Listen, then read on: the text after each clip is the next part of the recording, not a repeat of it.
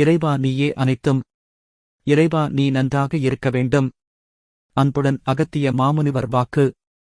தேவிக்கு வேப்பிலையும் கொடுத்து, அப்பனே நிச்சயம் அவ்வேப்பிலையையும் கூட இல்லத்தில் வையுங்கள்.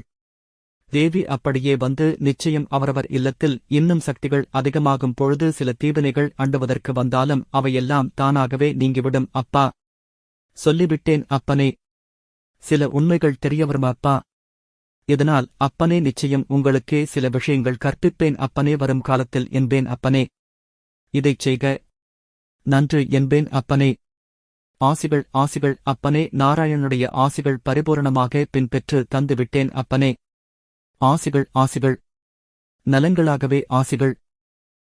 வணக்கம் அடியவர்களே.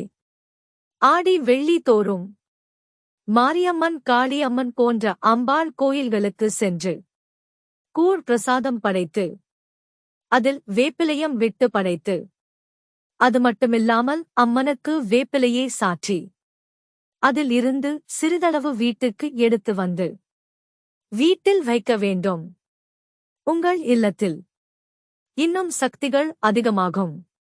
சில தீவினைகள் அண்டுவதற்கு வந்தாலும் அவையெல்லாம் தானாகவே நீங்கிவிடும். இதை உடனே செய்ய நன்றி என்று குருநாதர் உரைத்துள்ளார்கள்.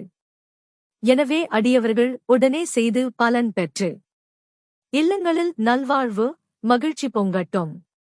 ஓம் அன்னை ஸ்ரீ லோபாமுத்ரா உடனுரை தந்தை அகத்திய மாமுனிவர் திருவடிகளில் சமர்ப்பணம். சர்வம் சிவார்ப்பணம்.